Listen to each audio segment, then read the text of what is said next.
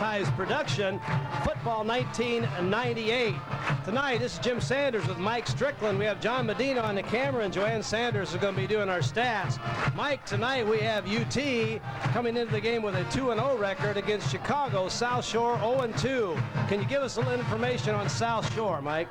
Well, South Shore is an opponent that UT saw last year, and you know they have pretty talented little stars. They got a returning tailback in Frederick Sims, who last year, you know, first play of scrimmage, 80-yard touchdown. He got a little speed on him, Coach, so we're going to have to watch out for him this evening. And last year, you know, they played him tough until half. It was 16 and a half, but after that, UT seemed to wear him down and run away with the game. Well, our scouts, we talked with them just a little bit, and Scottie Stevenson, the quarterback, number 10, supposed to have an outstanding arm. I think we're going to see, what do you think offensively from them, Mike? Did you get a visit about a feel for that offensively? Well, offensively, I think we're going to see a lot of I formation and a little power I formation from them.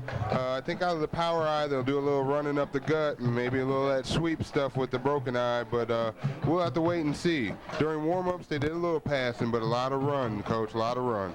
Well, we'll see how that goes. The Panthers, of course, this will be our first look at UT. A 2-0 beat Proviso team, a decent Proviso team, and they beat Peoria Richwoods last week. So in an overtime ball game, I guess folks went down there and saw that one. That was just an outstanding ball game. So UT is going to run a lot of double wing. They're going to feature 3 real solid backs, some good hard running up there with Monte Turner and Ernie Jack and Brian Lejeune, sophomore, tough little runner there with Paul Cercioni at quarterback. They're going to get those line splits. I've been promised the line splits are going to get a little wider this week, Mike, so it might be a little more like what you're familiar with, but they're going to come off the football, and the Panthers are going to run the ball at you. Surprise, surprise. Huh? Surprise, surprise. And a little 6-2 defense. Panthers, I think, are thinking a little bit about going to a 5 this week, but pretty much went with that.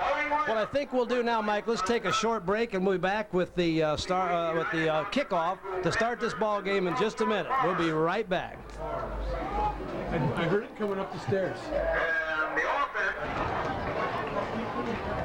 Well, here at Soul Bowl, United Township High School's home field, of course. Panthers' third non-conference ball game. For the Panthers, will open up defensively, at least introduce the defensive unit. UT's got Schroeder and Seals at the defensive ends, Abney and Pruitt defensive tackles. Seals, Doug Seals, and Brian Seals was the end. Doug Seals and Dustin Smolinski will be nose guards. Monty Turner and Ernie Jack will be linebackers. Saul, Brokaw, and Miles will make up 3 deep secondary, and the Panthers will kick off. And for South Shore on the offense, they got number 21, Quinn Von Herron at wide receiver, and then we take number 88, Isaiah Turner, at tight end, and we have G-Rail Morgan, another tight end. Scottie Stevenson will be your quarterback. Frederick Sims is your tailback. And at your fullback, you got Gregory Press. And up front, you're going to have Brandon Walker at 1 tackle. At your other tackle, you're going to have Robert Henderson. Inside at your guards, you'll have Sean Fields at 1 guard and Manuel Walker at the other guard. And at your center position, you have Terrence Murphy. And that should round out the offense for South Shore High School. Mike Tracy, of course, is the head coach for the Panthers. Ernie Jack, John McCormick, Chad Remmert, and Fred Segura will be his assistants tonight. So we'll see how the Panthers fare here, looking to win and open up and be ready for Rock Island next week. So for the Panthers, kicking off will be J.J. Brokaw, and deep for South Shore is Sims. A squib kick. It is fielded, fumbled back there, and recovered by South Shore at about their own 16, 17-yard line, and they'll take over 1st and 10. Well, South Shore comes out, and it looks like right now everybody's kind of moping around. Nobody's real excited. I don't see a lot of excitement on either side of the ball at this point, Coach.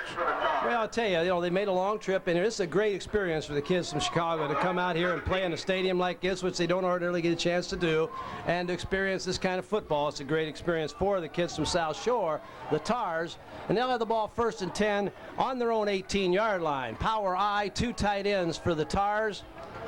Hand off to the tailback, number 2 carrying the ball, and that's Reggie Jonas.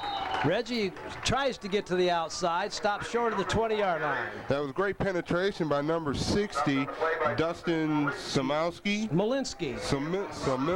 Molinsky. It's easy for you to say. Exactly. But that was great penetration by number 60 to get in the backfield. It looks like UT elected to come out with the 5-2 and They're start. at 6-2, Mike. 6-2? 6-2. Let's see if they go down again. Yep. Oh, yeah. Yep, 6-2. There you go. You're on top of things, I'm right on Coach. that one. And everybody thought I only knew offense, you know. Power eye again. Same play off tackle. Jonas with the carry. Nice block out front. Across the 25 near the 30-yard line, maybe 26, 27-yard line. Nice run off tackle that time. That was a real good run off tackle. There was a host of Panthers that met him there at the sideline, but after a 9-yard gain, Coach, we need a little more pursuit out of the Panthers. Well, Jonas is a senior, good running back, and right now they're working to the short side of the field. Both those plays went away from the wide side, and maybe as they scouted UT going into the ball game, maybe they felt UT was slanting or moving towards the field, maybe, and trying to take advantage of something on that short side. So 3rd and 1 here, the ball at the 26-yard line. Early first quarter action here. United Township High School against Chicago South Shore. Power eye again. Quarterback sneak up the middle, quarterback keeper, looks like he's very close and probably got the first down. But that was a good fill by your linebackers, number 40, and I think that was Mr. Jack, number 25, your other linebacker. Well, Ernie Jack and Monty Turner were starting linebackers a year ago, Mike, and did a real nice job. And they were the kind of going into this. Smolinski played a lot last year until he hurt his shoulder, and he fired up in there. So they've got some experience in that defensive line for sure. Brokaw's very good in the defensive secondary. Very experienced player back there. Same formation. Fairly wide line splits by South Shore. Power straight ahead off tackle. Nice cut by that time. Again, Jonas on the carry, takes that ball out across the 30-yard line, out to about the 32. Well, we got Ernie Jack once again in on that tackle, along with number 5, Miles Edmonds. That was real good pursuit from the guys there. Well, that's about a 5-yard gain, 2nd and 5. And I tell you, South Shore's coming in and out of the huddle. They've got some good size out there. We didn't get any weights on these young men, but they do have some size in that line. Number 88, big tight end here. Kind of a counter play. No place to go there. Look who's there that time, Mike. Mr. Ernie Jack with the penetration in the backfield, tackle for a loss. That's what coaches love to see, a great tackle for a loss. Well, that time Freddie Sims was in the ball game on the carry that time. I'll tell you, a 5-yard loss, but if he'd have got past Ernie, there were some blockers out in front of that, and that looked like a pretty decent play. Well, he could have turned it into something if he could have got around Ernie, but Ernie showed great pursuit, kept his angle, showed a little speed there, Coach. Well, that's the advantage of that 6'2 defense. Also, if you got a couple linebackers that can run a little bit, everybody's covered. Center's the only guy who can get out and block somebody, and he can't block both of them. So now we're going to go twins to the far side of the field, split backs this time, passing situation for South Shore. Quarterback Scottie Stevenson back to pass, scrambles and runs. Quick out, going to be short of the first down though by about 5 yards, out across the 30 to about the 33-yard line. The receiver that time was Quivon Herring. Well, that was a good coverage by the UT Panthers there on that pass play. Even though he was down because his knee touched the ground, they still had good coverage around. Looked like number 5 had an opportunity to pick off the ball there. And we like to see that. We really like to see that here at UT. You better believe it. South Shore having a little trouble getting enough guys on the field, but they're going to get there now. All tight formation here. Brokaw back to receive. Decent snap, not a lot of pressure, low kick. Brokaw's going to field it. Oh. Ball's loose back there, and he does fall on it back about the 31-yard line, Mike. Well, that was a pretty lucky break for UT there, Coach. You know, he touched the ball, and as soon as he touched it, that ball became live. Number 22 had an opportunity, Roosevelt Terrell, to get that ball for South Shore, but unfortunately, UT keeps possession of the ball. Well, it's kind of would have been a big break for South Shore in that situation, but it's first down. We'll take a look at that Panther starting lineup here in just a minute as Adam Carton brings the Panthers out of the huddle. He'll be the center. Wing right, motion. Ernie Jack on a power play off tackle. Jack breaks contain, breaks 2 tackles out across the 40-yard line. First down run out to about the 44-yard line. Let's take a quick look at that UT lineup, Mike. At the guards, Dustin Smolinski and Jeff Freeman are at the guards. Ben Schleter and Mike Brooks at the tackles. Schroeder and Brian Seals at the ends. The backfield has Cercione, the quarterback, Ernie Jack, Monty Turner as running backs, and Brian Lejeune as the wing back. Panthers go wing left. This time Lejeune, same play this side. Off tackle again. Lejeune, a tough run across midfield, out to about the 48, 47-yard line of South Shore. Coach, it looks like the Panthers are really firing off the ball up front, you know, giving lots of room inside there. South Shore is forced to take a timeout there.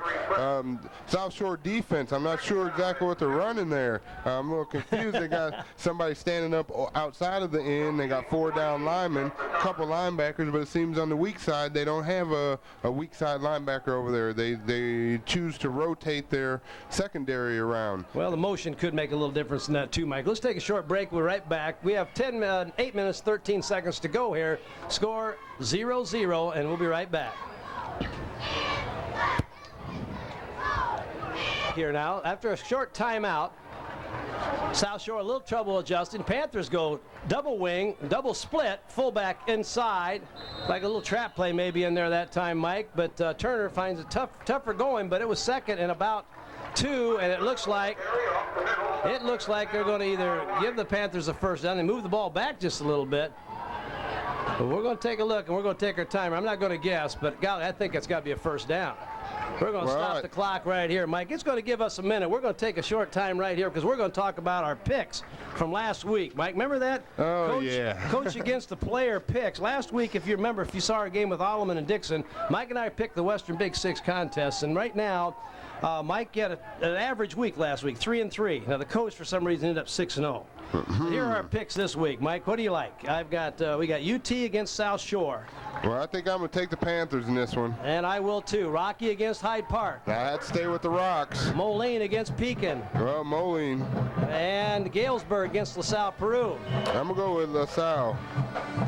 And Alleman, Geneseo. I think Geneseo could do that. And Fort Madison and Quincy. I'm going to pick Quincy. Okay.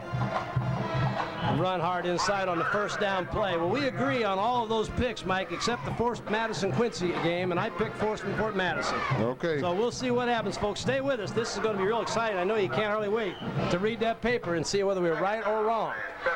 Straight ahead by Turner that time. It's second down and about 7. And the Panthers, as they break the huddle, are going to go with a wide receiver this side. That's Jesse Schroeder, double wing. Somebody's lining up off sides. I'm going to take a calculated guess. I'm going to say it's somebody from South Shore. It could be, but it looks like South Shore has moved the defense around. They're running more of a 6-1 look to try to stop the run of the Panthers, and they've moved their outside guys in a little bit. Well, UT started off well with the wing formation with the 2 tight ends, and then which gives you a power look to, let's say, the right, and all of a sudden you put that guy in motion, which ends up now a balanced formation or maybe even a power formation the other side. But South Shore is going to jam up in here and stop the run. They got 9 guys up front. Ernie Jack off tackle. A couple guys there from South Shore that time, but he's across that 35-yard line, and that looks like it's going to be a first down again. That was a good solid run for a first down. And number 50 and number 33, number 50 Walker and number 33 Press combined on the tackle there for South Shore. Well, the Panthers on a nice run here. Cercione doing a nice job getting the ball to the ball carriers. Ernie Jack's carried a few times. Monty Turner's had the ball a couple times. Lejeune's had it. So they're moving that around in that backfield. The offensive line's coming off the ball real well. Double wing, 2 tight ends, tight line splits for the Panthers. Jack in motion, pass. Cercione back to throw, man wide open. Oh my, either a broken pattern or something, because we had 2 receivers out there. We had 2 sophomores out there. Brian Seals and Brian Lejeune were both out there, and neither one were really wide open, Mike. No, not too much wide open, but it just looked like quarterback didn't know which one he wanted to throw to, kind of threw it in the middle. Throw it in the middle. And unfortunately, when you play the good athletes that they've got for South Shore, they're liable to run under that thing. Got to be careful. That's a second down now. It's double wing, sweep. Lejeune with the carry. Off tackle, makes a nice cut. Tries to cut back and slips down at about the 26-yard line. That was a pretty good play, Coach. I believe that was a toss there. Everybody, student body right. Yep. Came off the ball. They had the backs leading, and this is one thing I've noticed about UT in the past couple of years, especially, is their backs block pretty well for each other, and they seal it off. And they're very unselfish, and they don't care whether they block or they carry the ball, just as long as the Panthers move the ball. That offensive line doing a nice job. Two split ends, double wing Panthers. Ernie Jack in motion. Monty Turner with the carry. Got knocked backwards that time. So on a third down situation, Monty got knocked backwards. Well, that was a good fill by number 33 there from South Shore. He's a good football player. Yeah, the Gregory Press. He's been impressing me thus far. Well, the Panthers now, Mike, fourth down situation. Coach Tracy sends a play in. Running plays in now. Brian Seals comes into ball game with the play. The Panthers are using a couple of different guys. Miles Edmonds is also running plays in the ball game. Sets up a 4th and about 2. Now, in the old days, we'd probably go on 2 and get a cheap first down here. We'll see what happens. Panthers come off the ball. Ernie Jack with power off tackle. He's through into the 21-yard line and also the first down. Coach, if it wasn't for, I think, number 50 getting a trip on Ernie there, I think he could have went for a little yardage there. But that was a good power play, and it looked like they execute that pretty well. And the Panthers keep marching down the field. Well, they found a home off tackle, either left or right. Doesn't make a whole lot of difference. So, and especially the two split ends is kind of spreading out the defensive secondary a little bit. Dump pass over the middle. Ernie Jack, nice pass. Cercioni, Ernie Jack down to about the 1-yard line. A quick fake to Monty Turner. Dump pass to the wing. Ernie Jack takes that ball down to the 1-yard line. Well, that was a well-executed pass there by the Panthers, and that's an argument right there, Coach, for the pass. You know, we said if you can't stop the run, why pass? Yep. Well, that was a good off-balance play there. No question about that. And I'll tell you, the offensive line got off the ball. The linebacker stepped up and left Jack wide open, especially with both the ends split like that. Well, the ball is on. We're going to say the ball is on the 3-yard line where he's kind of slipped and fell or got knocked down there. Wishbone backfield. Ernie Jack power play left. Touchdown Panthers. Ernie Jack behind blocks by Lejeune and Turner. A good offensive line surge behind Brooks and Seals. And the Panthers score and lead 6-0 here. And with 4 minutes, 45 seconds to go in the first quarter, and the band strikes up. Well, it looks like the Panthers came out ready to play, Coach, and they're taking control of this game right from the beginning and running it down their throats. They found a home, like you said, off of either tackle. Miguel Puentes on the kick. Edmonds to hold. Kick is up. Kick is straight. Kick is good, and the Panthers lead 7-0. Early first quarter action here, and a beautiful drive, Mike. That was a top-notch drive. They took it a good 65, 70 yards for a score there. That's what you love to see as a coach, opening drive. Better believe it. That was great. And Coach Tracy mixed in a couple passes. The one pass kind of went awry from Cercioni, but the dump pass to Ernie Jack was a big play there. And now South Shore's got to stop them both. So let's take a real short break here. The Panthers will be back to kick off as Coach Remmert works with his special teams down here, his kickoff unit. We'll be back in just a minute. Mike, we're back here. This is Jim Sanders with Mike Strickland, John Medina, Joanne Sanders doing stats. Soul Bowl, third non-conference game. The Panthers trying to go 3-0. J.J. Brokaw to kick off for the Panthers. Let's see what kind of coverage. Panthers squibbed it the first time. This one's a little bit more up in the air. Sims is going to get a chance to touch this ball at the 10. Up the 20. Nice hit out there by the Panthers at the 22-yard line. That was great coverage by the Panthers. Everybody stayed in their lanes and got after Sims. And it looks like they're not going to give Sims a whole lot of room to get started here today, Coach. Well, Williams, I think, was in on that tackle. Did a nice job there for the Panthers. So good coverage. There were 3 or 4 Panthers there. Well, the Tars take over now on their own 23. And they did move the ball a little bit. Found a little bit of a home there on the kind of the off-tackle stuff, a little power stuff early. And we'll see if the Panthers have made any adjustments along the way. Split backs, twins right for the Tars. Quarterback straight back to pass. Looks out. Panthers are there. Incomplete pass. Beautiful coverage that time. Brian Seals dropped off as a drop end and dropped himself into that flat coverage. Well, that time it looked like the Panthers still basically had their 6-2 on, but they dropped the strong side or the field side backer, dropped him back about 5 yards off the ball and maybe a couple yards outside the end. Well, if you're going to play 3 deep, which the Panthers like to do in this 6-2 defense, obviously, you're going to have to get some help somewhere. And it looks like the Panthers with Schroeder and Seals, both these kids can run, and they'll walk them away and drop them off and play coverage with those guys. Straight drop back again. Quarterback looking to throw deep. No place to go. Ball's loose.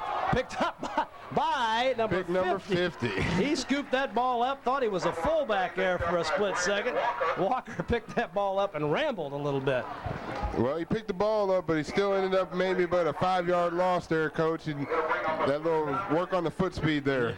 Yeah, we have to give him some running back drills if he's going to keep handling the ball like that. The quarterback at that time, Scottie Stevenson, he had time to throw early.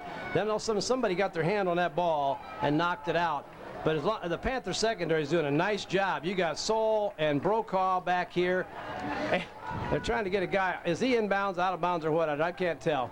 A little bit off tackle. That was kind of, looked to me like a give-up play there, Mike. Going to run a little straight handoff play on a 3rd and long, and they're going to punt the ball away. But I thought UT did a nice job in the secondary that time with Miles Edmonds and Brokaw and Soul are keeping those guys in front of them and not letting them throw that ball over their heads right now. Well, Smolinski had the penetration there, who broke up the tackle and broke up that play right from the beginning. Like I said, Coach, they're trying not to let Sims get started at all today. Well, Jonas is going to punt. Brokaw back at the Tars 40. Oh, that punt's almost blown. Oh, beautiful kick. He caught one that time. That's a honey. It drops dead at the 40-yard line. Mike, it looks like one of my 9-iron shots. I bring it on the green there, kind of stuck that thing. Yeah. About 2 yards. That's the one you want to hit and roll about 30 yards, you know.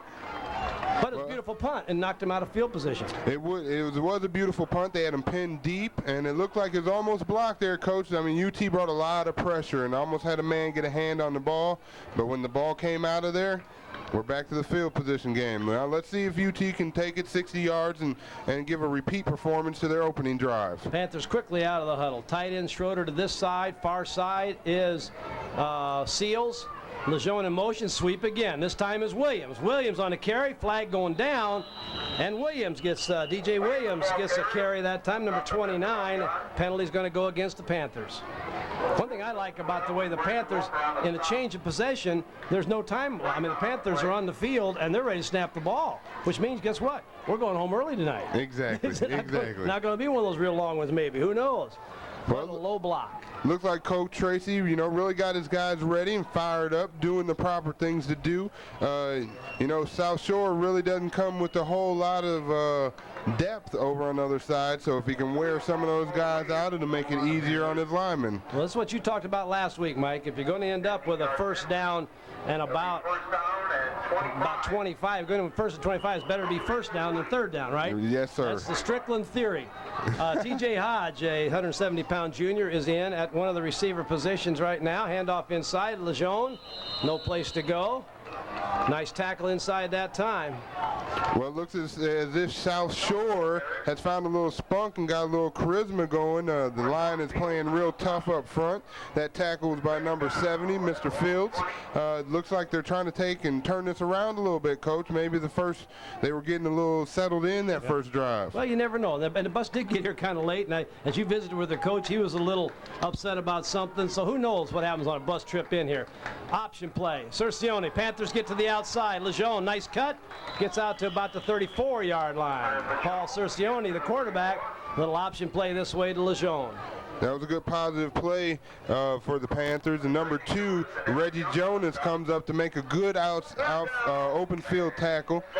And that was good defense by South Shore there. They're trying to keep the Panthers, trying to take advantage of the Panthers' mishap there on first down. Well, let's see what happens here. Right now, Panthers have number 5 in the ball game. Miles Edmonds is in one of the running back positions, and he's going to be, well, we'll see here. He's an end.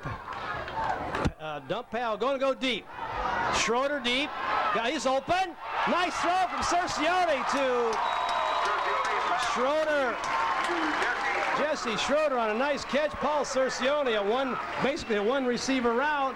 UT says we're going to throw it deep. If you pick it off, you pick it off. Otherwise, we punt. And Cercione did a beautiful job of laying that ball into Schroeder. Well, it looked like Schroeder beat number 3 out there on the edge there, but that safety, Frederick Sims, closed really fast. It looked like he had a chance at the ball, but it fell right into Schroeder's hands. That's beautiful. Great concentration by Schroeder that time, because he had guys closing in a hurry.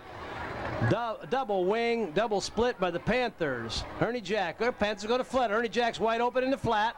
Off his hand. Nice pass, though, that time by Cercioni, and he's throwing the ball real well. And that's something that I think, as the Panthers head into the conference schedule, is really going to help if we can throw that ball. Yeah, yes, that will help. But a little lack of concentration there by Mr. Jack.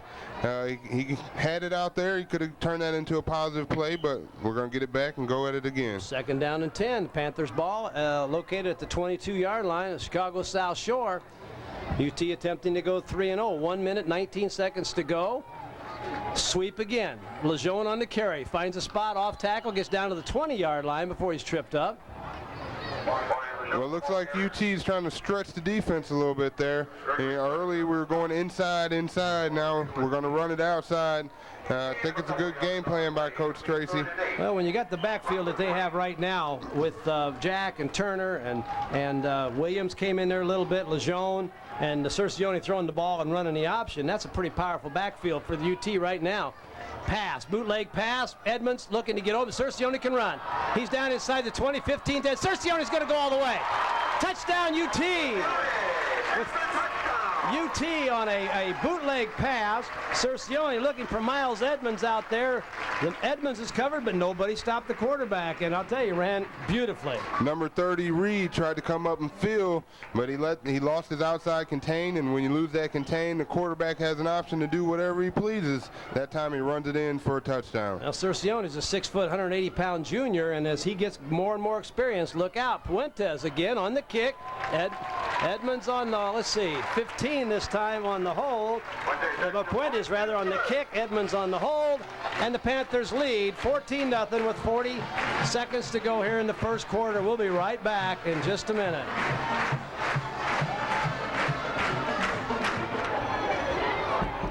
We're back at Soul Bowl. 40 seconds to go in the first quarter. UT leads 14-0. Who we have back, Mike?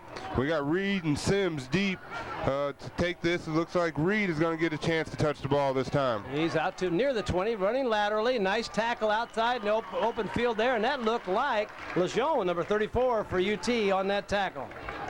That was a good tackle by Lejeune. And Reed, he was kind of running, tiptoeing. And, you know, he got to the 24, but it's a good thing he didn't get hurt on that because he kind of had his back to Lejeune when he got hit. Yeah, well, I'll tell you, anytime you can turn those good runners sideways and get them running right down some yard line, there's a good chance you're going to get a stop. Well, the Tars need to get something going. The ball at their own 24-yard line, late here. Power I, they're going to go back and try that a little bit this time. UT overshifts. We also have an unbalanced line by the Tars this time. Motion penalty coming. Looks like it's a nice run off tackle. Mike, that time the Tars went unbalanced, and they may have been unbalanced before. That's the first time I've noticed that. Unbalanced for the fans out there that we haven't talked too much about this before. You end up with more linemen on one side than the ball on the other. UT, you saw them on that play overshifting to the power side. True, and that ends up being the power side where you have the more linemen, but it looked like the fullback and the tailback didn't quite get set. You're right. And the quarterback wasn't checking on all of that before he got under center and said, let's go. Well, and UT was moving almost at the snap, too, and that can be disconcerting sometimes for those linemen because you get a guy right in your face and all of a sudden you're going to block him, and then right before you snap the ball, he disappears and somebody else shows up, you know. It can make a little bit of difference, but UT will take that penalty. The ball is at the 19-yard line, 1st and 15 for Chicago South Shore. They're balanced this time, running power I to the right. That becomes the power side of the formation. Panthers still in a 6-2 defense. There's a sweep, outside run this time. Got a little cushion, but boy, Seals ran the ball very well that time, beautifully. That was great pursuit by the UT defense. They had a good 3-4 guys in on the tackle there, and they had a couple guys penetrating, making it hard on Sims to cut that corner real quick. Well, Sims was looking to turn the corner, but I'll tell you, UT ran with him pretty well. They had great pursuit angles that time. We're down inside 2 seconds, and Mike, that's going to be the last play. So we're at the end of the first quarter here at Soul Bowl, home of the United Township High School Panthers, and the Panthers lead 14-0. We'll be right back with second quarter action in just a moment.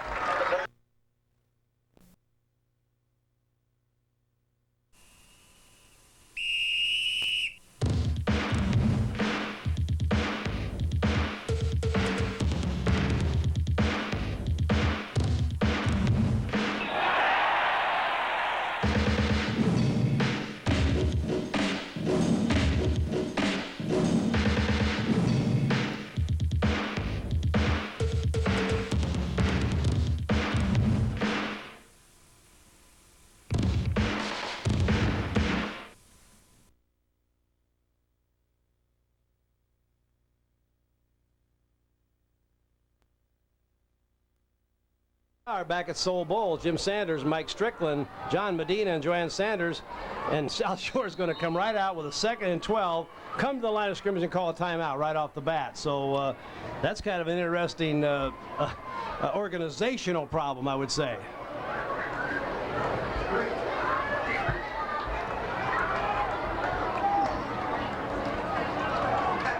We're back, folks, after a quick timeout. We're just at the beginning here of the second quarter. 2nd down for Chicago South Shore. 2nd down and about 12. Ball located at their own 22-yard line. Sweep outside. Sims on the carry. No play. Oh, nice cut by Sims. Turns the corner. Breaks a couple tackles, gets out to about the 29-yard line.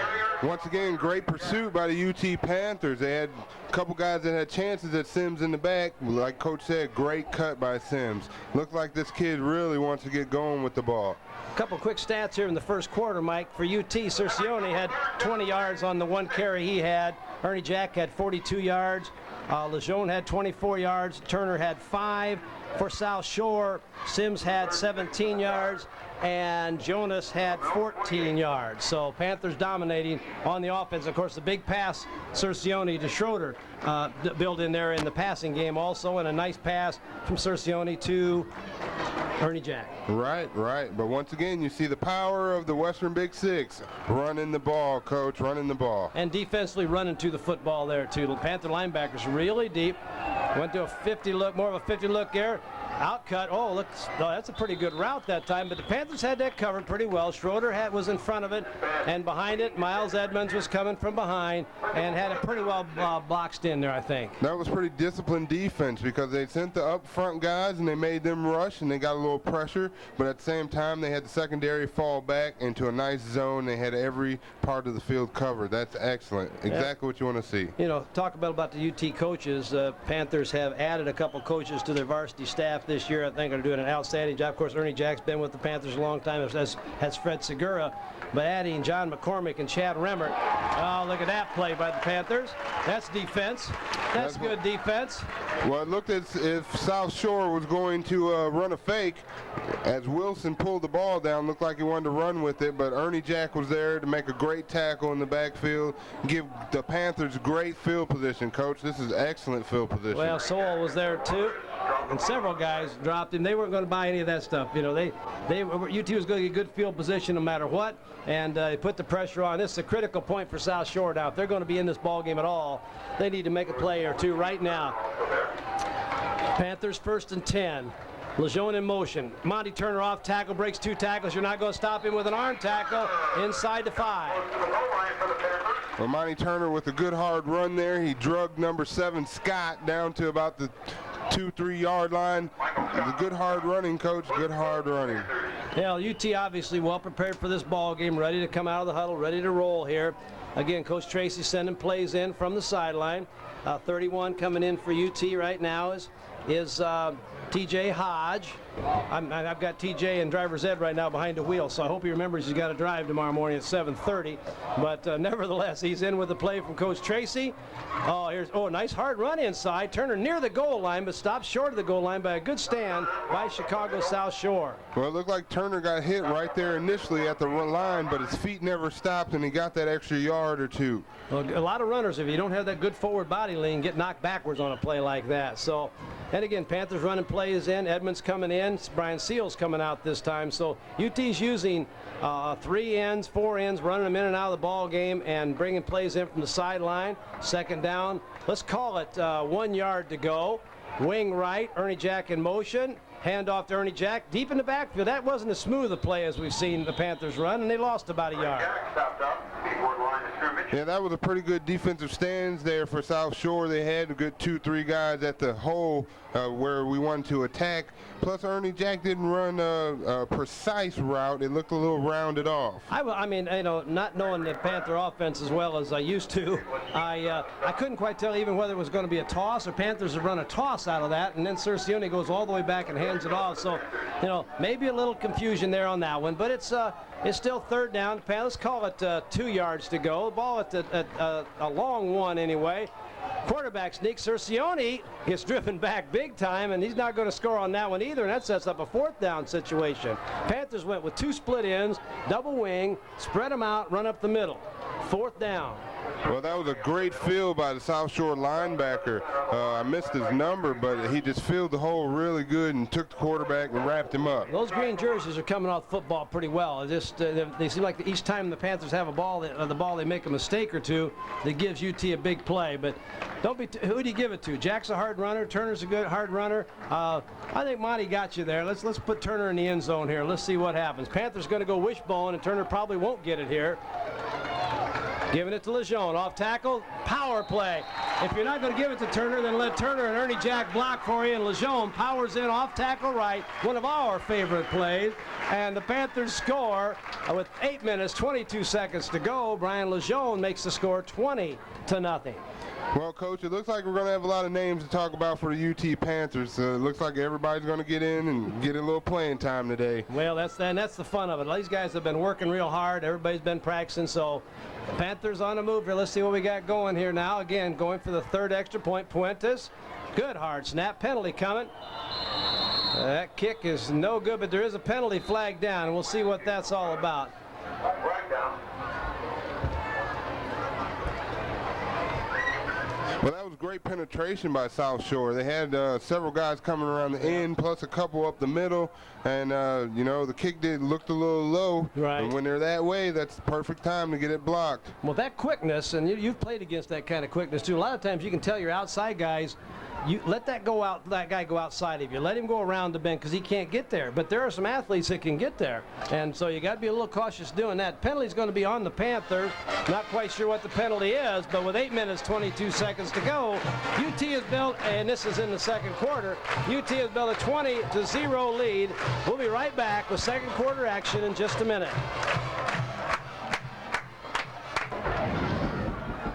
We're back here at Soul Bowl. Panthers lead 20-0. J.J. Brokaw to kick off for the Panthers. Sims is deep, but not as deep as he's been. I guess he's pretty well figured out they're not going to try to kick one over my head here, so maybe I'll get up a little closer and see what happens here. So as the Panthers kick off, we watch that Panther coverage coming down the field quick. It's away from Sims, and Sims is going to pick the ball up at his 12-yard line. Sims up the middle. Panthers cover real well and run to the ball well. Sims gets the ball about to the 26-yard line. The Panthers coverage there is looking wonderful, but I think the initial thing that they're doing is they're just beating the front line down. And when you get past the front line, then you got 4, 5 extra guys down there to fill in the holes. They're doing a nice job of that. We'll be watching the Panthers as they hustle in and out of the defensive huddle. We got Steve McDowell, number 30, is in for the Panthers. I saw him hit the into that lineup, and we'll see what position he's going to play here in just a minute. Looks like he's one of our linebackers. He and Turner are playing linebacker. Panthers still in a 6-2 defense. Quarterback back to pass. Runs for his life. Sims is open. Overthrown. Great catch out here by number 5 for the Panthers, and that's Miles Edmonds, the 5'9", 150-pound senior, playing deep, breaking back to the ball, and the Panthers have great field position at the Tars' 35-yard line, Mike. Well, it looks as if South Shore feels that they got to go to the pass to get something going, but with the pressure up front and the good coverage in the back, a small mistake like an overthrown ball there is going to cost South Shore. Now the defense is back on the field once again, tired, unorganized, and they got to stop this powerful UT running game. Wide receiver to this side. Pass wide open. Schroeder deep, Mike. It's overthrown, but he broke off the line of scrimmage wide open on the snap, and UT going for the throat. Yeah, they're going for the jugular. And you know, the quarterback just got a little excited there. He saw it wide open, and he was just like, oh, let me make sure I get it there. And Jesse Schroeder's eyes got real big when he took off because there was nobody out there with him. That's kind of been a trademark of Mike Tracy's over the years as we scouted him and played against him when you and I were together here 10 years ago. And we do have a penalty flag here, but we'll talk about that in just a minute. He always liked to, after a turnover or a break like that, he used to run that halfback pass, if you remember that one. And of course, nobody in the conference knew about it except all of us, but every once in a while, he'd throw that over somebody's head. But he always liked to, on a turnover like that, go up top. Well, the penalty's on the Tars. It looks like a personal foul of some kind, 15-yard penalty, and UT will have the ball at the 20-yard line. So nothing hurt on the incomplete pass, Mike. Once again, I think South Shore is just getting a little frustrated here, giving up some mental errors, moving UT closer to their own end zone. Double wing, 2 tight ends. Fullback this time is Williams. Williams off tackle, gets the ball down around the 15-yard line. A nice 5-yard gain. DJ Williams. That was good initial penetration by the tackle, Fields, but he couldn't wrap him up. Williams got through there, got him an extra 5 yards after that. Good play by the Panthers. Ernie Jack's going to come out for the Panthers, and we'll see who jumps in his spot right now. Brokaw's in there, number 6. Panthers going double wing. Ernie Jack playing fullback. Pass. Brokaw breaks to the corner. Pass from Cercione towards Brokaw, incomplete. We have a penalty flag, and it looks like UT may get called for one here. Number 61 is Jeff Freeman for UT, and he's kind of close to the action there, you might say. Well, there's that holding call, Coach. You know, when you get out there and you're isolated, it's just you and a guy in a different colored jersey. You can't go pulling on that jersey. That's definitely going to bring you a flag. Well, looks like UT is trying to give South Shore some of that field position back. Well, let's go through that UT line again. The tackles for UT, number 79 is Ben Schleter. He's a 6'1", 240-pound junior. Dustin Smolinski, 5'11", 200-pound junior. Adam Carton's a sophomore, 5'11", 185. Jeff Freeman, 5'11", 190 with Mike Brooks, 6'2", 185. Cercione looking to throw. Lejeune on that same little dump pass that Ernie Jack caught earlier, going the other side, and he was open, but just off his fingertips. Right, Cercione put the ball in there real nice. You gotta hold on to those, Coach. You know. Well, Coach Tracy kind of going to that aerial circus tonight a little bit, Mike. You never know. This game's going to last longer, though. He keeps doing that. Well, I agree, but I mean, you already see that you're running in the powerhouse. And you're doing a great job passing the ball too. I mean, we're kind of chuckling about that. Coach Tracy and I, we coached against each other. Always felt we could be somewhere having a sandwich by 9:30, because neither one of us are going to throw it. It's going to happen in a hurry. Well, the Panthers now in a long, third and let's call it 21 yards to go. Ball's on the ground. Good fake to the fullback, so good that the fullback had it for a while. And Cercione dives back in. He does not get it, but who has that ball? Oh, Cercione covered that back up, yes.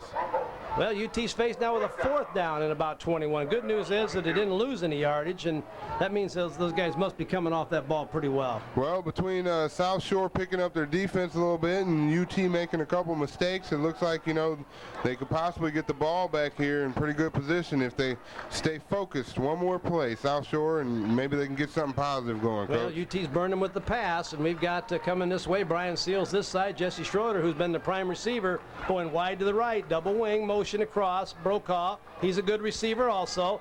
Cercione looking to throw, got a little trouble getting rid of the ball right now, and South Shore holds, Mike. South Shore did hold, and that was a good play right there. Cercione didn't get a chance to set his feet, you know, and that's lovely. Well, he tried to run Brokaw into the flat, kind of flooding this area towards our camera position here, and running to your left and having to turn and throw real quickly is very difficult for the quarterback, and just didn't get it done that time. But South Shore held. 6 minutes, 30 seconds to go in the second quarter. The Panthers lead 20-0, and South Shore's got the football, and they're waiting for a player to come in the game here. Well, I think Coach Tracy is just getting some good work at all of his playbook tonight. You know, he's going to take a look at everything he got and see what he's going to use for the Big Six schedule and what he's going to scrap. Well, we haven't seen them play yet, so it's kind of hard to tell. Option play, quarterback keeper, nice cut. Nice break near the 40-yard line, driven back by the Panthers that time. A nice run by Scottie Stevenson that time on the option. That was a good run and a good play, but those linebackers filled quick, and the safety came up, and you had 3 or 4 people all on your quarterback. And it looks like number 10, Stevenson, is a little slow getting up. Yeah, you don't want him to get hurt, because I tell you what, he's starting to show signs of being a ball carrier along with being a passer. So we'll see what happens now. Again, South Shore's got some good athletes, and if they can get a little bit of momentum on their side, who knows? They jump again into a 2 tight end, I formation, wide wing right. Quarterback, Scottie Stevenson. Fullback up inside. Hard run. Met hard by the Panthers up inside. That time number 33 on the carry. And that's Gregory Press.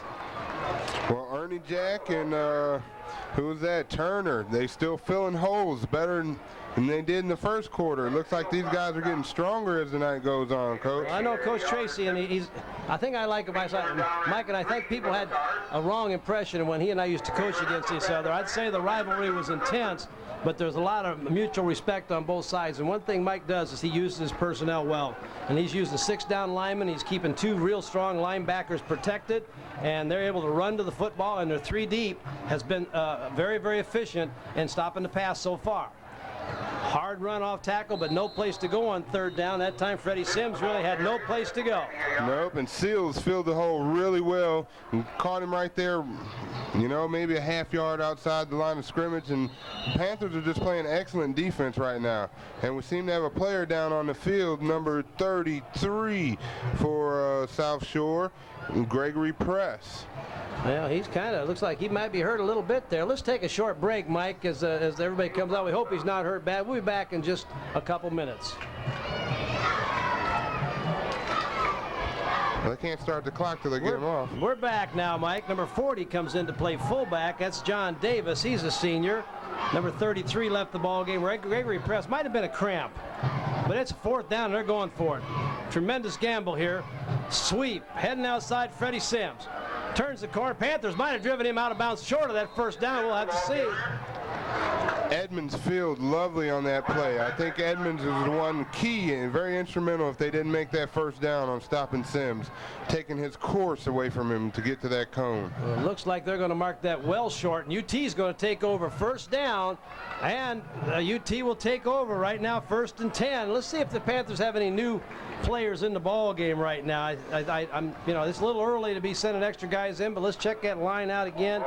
Make sure the same guys are in there. I see Freeman coming in the ball game, and Schleter was in there. I saw him break the huddle. 56 comes out of the huddle right now. That's Kevin Lupke. He's the center in place of Carton, and we'll move from there. Panthers wide receivers left and right.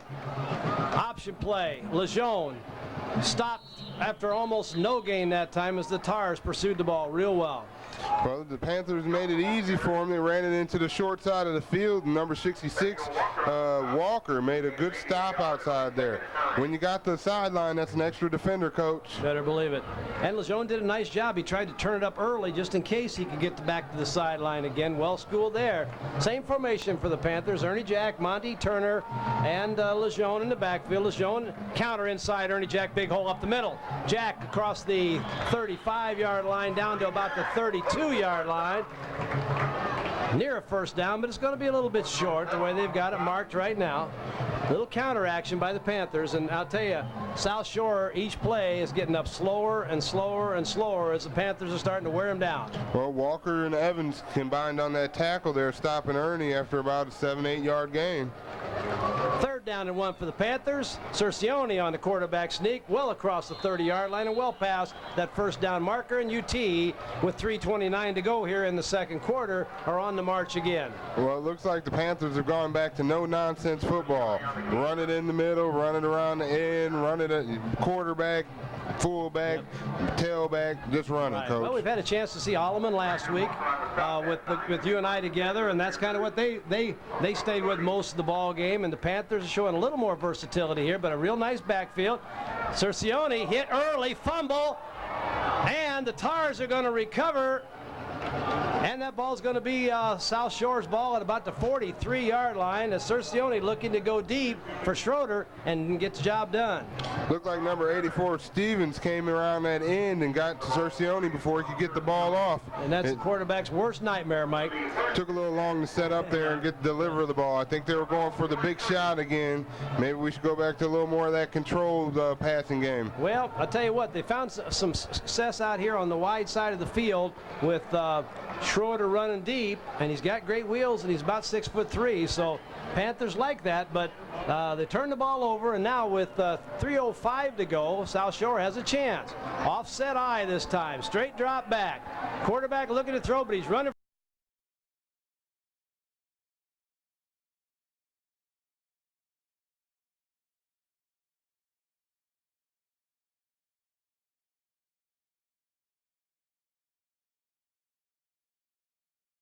for his life. To the boundary. Got a penalty flag coming real quick. Referee goes down. We've got a penalty flag Looked against like U.T. Edmonds. Edmonds pushed off in the back there a little early. Pushed Terrell out of bounds.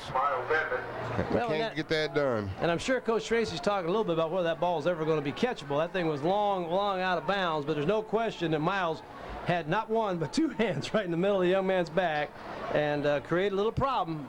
But it's going to be a first down now, and South Shore's on the move. Well, it looks like South Shore's getting a little, they're getting a break here. Let's see if they can take advantage of these breaks.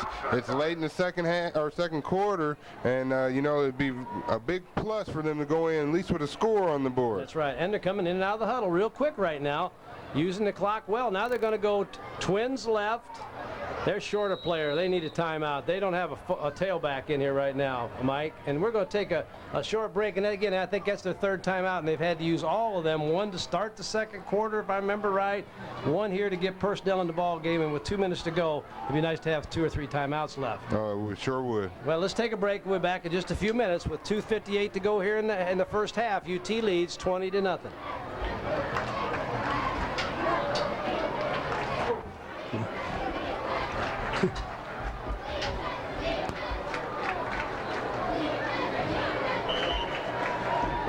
Well, we're back here after that timeout by South Shore to get enough players in. They're going to go Twins left, split backs. Quarterback is Scottie Stevenson, back, straight drop back. Plants his feet. He's going to go deep. UT's there. Oh, incomplete. It's out of bounds. A nice break on the ball that time by Edmonds, but I'll tell you, Freddie Sims caught that ball. That was wonderful concentration. He kept his eyes on the ball, and Edmonds even tipped it, That was wonderful concentration by Sims. Well, the Panthers know, and they knew going into the ball game, that Scottie Stevenson had a good arm, a good live arm, and so that's something that they've been aware of. And Coach Rembert, he's a new phys ed instructor in our office there, and we've talked about this during the week, and they've worked real hard to stand real deep and then breaking back to the ball. And that's about the first time they've ever managed to get anybody behind him, and I think it's partly because Edmonds just made a break on the ball, but it just kind of got over his head just a little bit. I formation, 2 tight ends, wide receiver to the right. Option. Pitch. Oh, quarterback keep. Panthers chasing him down. Ernie Jack coming up from behind, making a wonderful tackle there. Staying in pursuit, not giving up on the play. If he would have gave up, I think number 10 could have turned that into a long run.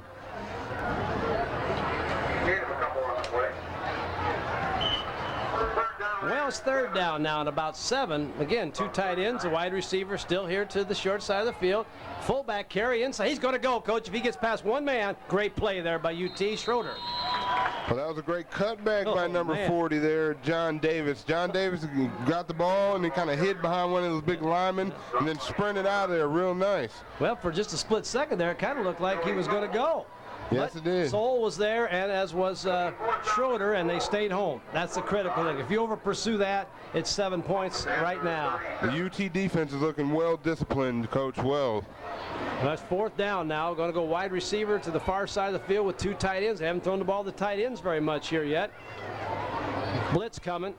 Jack on the move. They tried to full back inside, and there's nowhere to go. Look at that play inside by number 61. Well, they tried that same play, handing the ball off, let number 40 sneak in there, see if he can get another 4 yards. It was a good attempt, and they moved the ball. That's positive, but, they turned it over on downs also, Coach.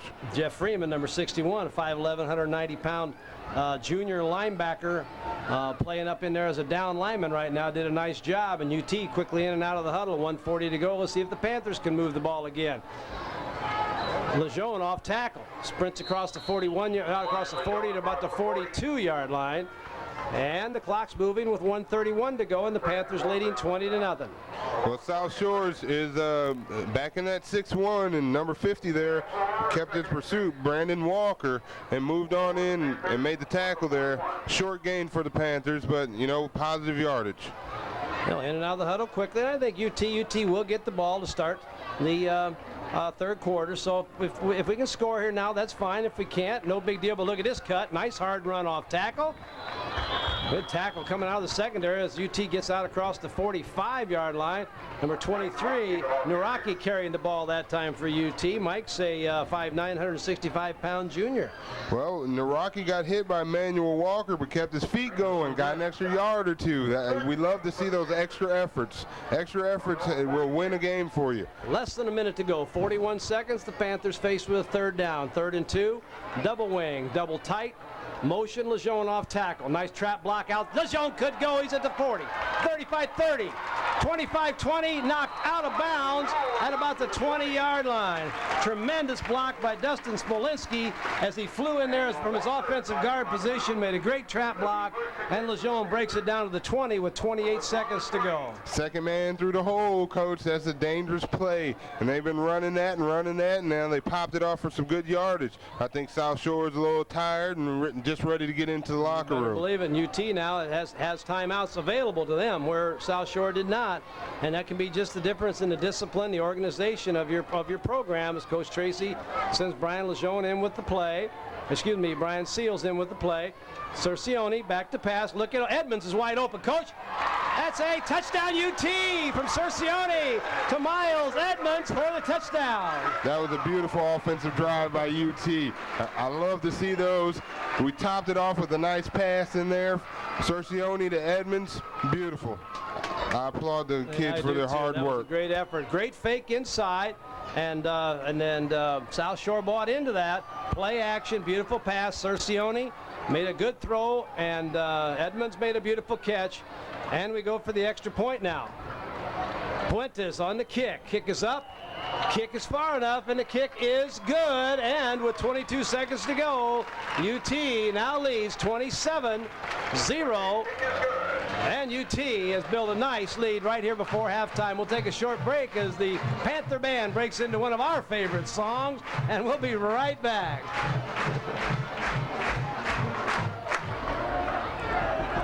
Well, we're back here. It's Jim Sanders with Mike Strickland. Joanne Sanders doing some stat work for us. John Medina on the camera. This is a TCI, Channel 38, a Family Ties production. This is Western Big Six football, the third and final preseason or tune-up game before the conference schedule begins next week. And Brokaw squibs it down the middle, picked up there by number 30, looking to go laterally again. I just keep telling that kid, don't go over there.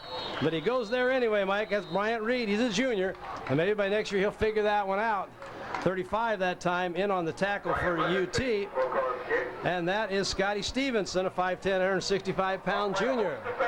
Well, right now it looks like South Shore is just a little unraveled, Coach. They're trying to use their athleticism, but they're running up against the discipline of the Panthers, and when everybody stays in their lanes and they don't give you a crack to use some of that fancy stuff, you know, there's nothing you can do about that. UT is going to drop into a little 4-4 action, playing 3 deep, a little modified prevent defense here with 16 seconds to go. South Shore finally gets enough guys on the field here, and they're going to run the ball, which isn't a bad idea if you can hand the ball to a runner of that caliber, but Freddie Sims is stopped after a short gain as the clock runs down, and that should be the last play here of the first half.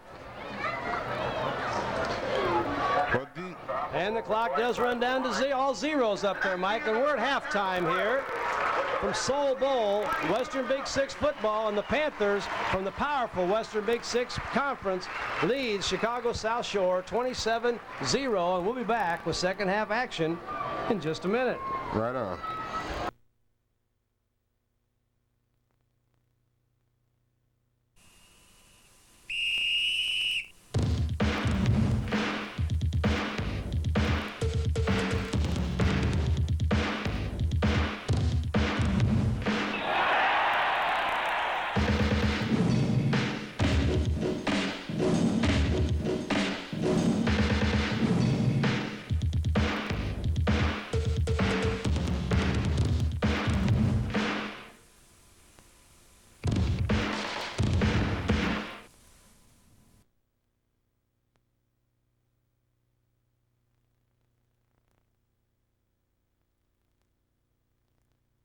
This is the TCI, Channel 38, Family Ties production. Folks, this is Western Big Six football, United Township. third non-conference game. Panthers 2-0 going into this ball game. Lead Chicago South Shore 27-0. Mike Strickland's alongside. Joanne Sanders has done some stats, and John Medina's on the camera. Mike, we got some stats for the first half. In the first half, Cercione rushed for about 19-20 yards. Ernie Jack had 48. Lejeune had 65. Turner had 21. Several excellent pass plays. The Panthers had 8 first downs and had 3 penalties for 45 yards. For South Shore, they only had 2 first downs, and their leading rusher is number 1, and that's Sims. He has 27 yards. And that's about the extent of that. Kick, Schroeder will return the kick for the Panthers. Follows the wedge and breaks it up the middle. And Schroeder tipped over really hard there about the 33-yard line on a nice tackle by South Shore. Penalty flag coming up here. I think we're going to have some taunting. Coach number 30, Bryant Reed, the guy that made the tackle, ran up over Schroeder and got to doing a little mouth. And you know that's a no-no, but I know they're a little excited, but things like that are going to really hurt them. That's the difference between a disciplined ball club. You can get them pumped up and get them out of the locker room, and they're going to come out and play harder maybe in certain situations, hit harder, but they're under control. If you're not quite as disciplined, you come out, you hit hard, and all of a sudden you do something like that, and that's a shame because he did make a nice play. That was a beautiful play, but that, you know, afterwards he just kind of lost his cool, and I'm sure he's getting an earful from his coach right now that he really didn't even want to have. Well, the Panthers take over first down now on their own 48-yard line. Lejeune in motion, Turner on the carry, blasts over the middle. Good line blocking that time. Number 79 that time for the Panthers just drove his man, and he stayed with him like forever, Mike. That's what you really want to see. That's Ben Schleter. Yeah, you want to stay on those blocks, but it looked like South Shore jumped into kind of a 6-2 like the Panthers, trying to cover up your linemen, but it wasn't very effective on that play right there. Well, the Panther offensive lineman coming off that ball had them on what we call roller skates. They're going backwards. They're going to have to replace all the back cleats if they don't hit harder than that right now. But you're right. Tight 6-2 with the linebackers up in there. Trying to shut off that Panther running game. Turner again. Breaks a tackle out across and near the 40-yard line. South Shore's 40-yard line. Well, that might have been a good defense to slip into. They are slipping people into the backfield, but they're running right past the running back. You got to keep your eyes open. And another penalty coming, a face mask penalty against South Shore. Now the South Shore players are starting to talk to the officials, and that's a real bad situation. So we'll see what happens here as the Panthers keep running players in and out of the ball game. And they're using 4 guys at end. They're using Brian Seals and Schroeder, and they're also using got to get my kids down. Miles Edmonds is running in and out along with Hodge. TJ Hodge is coming in and out of the ball game along the way too. Panther backfield's the same. Cercione at quarterback, Turner at fullback. The running backs are Ernie Jack and Brian Lejeune. Quarterback option, pitch outside Lejeune, turns the corner. Makes a nice cut back inside, turns it back in the middle of the field across the 20 and about the 17-yard line. That was just a heads-up play by Lejeune to turn the ball back inside, cut back behind your blockers, get a little daylight. Picked up a good, probably 4 or 5 extra yards on that cutback right there. Oh, good fake. The Panthers have gone to Turner a couple times inside on the fullback dive. That time they come out with the dive option. Cercione runs the ball to the outside, pitches to Lejeune. Pick up about 7 yards. It's second down and about 3 for the Panthers. Well, South Shore did a good job of getting their defense over there, getting them to the line, but you got to watch for those cutbacks. Got to be disciplined. Wide receiver to the near side of the field. That's Schroeder. Ernie Jack in motion. Pass to Schroeder, wide open. Oh! I'll tell you, Freddie Sims that time knew what was coming. He was about there. He was almost there, and it looked like the pass got thrown a little behind him. He lost his footing, but he was in good position there. Well, and I tell you what, Schroeder, and you know, you run the routes that are called in the huddle, but Schroeder came to the post pattern, and I think if he had just stayed straight, he's going to be wide open all the way down the field. And of course, the folks upstairs here, I'm sure, see that, and the Panthers will probably come back to that later. But right now, UT needs a first down, so they go 2 tight ends, double wing. Lejeune, power, a trap off tackle, great trap. Off tackle that time, beautiful run by Lejeune, another first down. Smolinski on the good block on the end. Good run by Lejeune, and anytime you have your outside linebackers and your safety combining for a tackle, you know it's going to be a long night still. They're trying to pack them in there to stop the run, but we keep powering off tackle on them. Well, beautiful trap play, kind of an off tackle trap. The wing T trap play, Panthers wing right. Here's the play they opened the ball game with. Ernie Jack off tackle from about the 4, dives to the goal line, and the officials are going to mark it just short of the goal line there, Mike. Well, it doesn't look like South Shore has really figured out the Panthers' power play where they run those 2 backs in there and bring the 3rd one behind them, and that's been their bread and butter all night. Well, UT's doing what you have to do against a 6-2 defense or a defense that's jamming 8, 9 guys at the line of scrimmage. There are not enough offensive linemen, so you got to use your backs. And UT's running 2 backs, Lejeune and Turner, in ahead of Ernie Jack. That gives you plenty of bodies to block everybody. Same play again. Ernie Jack off tackle. Powers, but stopped again short of the goal line. Going to set up a 3rd down as they piled that up pretty well in the off tackle hole. Yes, they did. Good penetration there. You know, you got 33, and I can't see who's laying on the ground there. But 33, Gregory Press did a good job of filling in the hole there. 50 was there too, Mike, and that's Brandon Walker. He's had a nice ball game, I think, for South Shore. He's been in a lot of plays. Well, sets up a 3rd down. The Panthers on a drive. First drive of the second half. UT leads 27-0, trying to build and go into next week's game with Rock Island as an undefeated ball club. Split end left. Motion, Lejeune power off tackle. Brian Lejeune across the goal line. Touchdown, good blocks out in front. Brian Lejeune, great there. He saw that the outside was going to be covered in, so he just got behind that guard and gave him that lean forward, enough to power his guy into the end zone and fall in himself. Well, Lejeune and Ernie Jack have done a nice job of running off tackle, and of course Turner, anytime one of those guys, almost every time, Turner's blocking for one or the other. So it's 33 zip, Miles to hold, Puentes to kick. Kick is up, the kick is long enough, and the kick is good. And with 8 minutes, 40 seconds to go, UT leads 34-0, and the Panthers are on their way to victory number 3 and setting up what looks like might be a battle of the undefeateds next week between UT and Rock Island. And Mike, we're going to be here for that ball game. Oh, that'll be wonderful. I can't wait to see that. The Rock Island Rocks in my backyard. Let's take a break. We'll be right back. We'll talk about your backyard.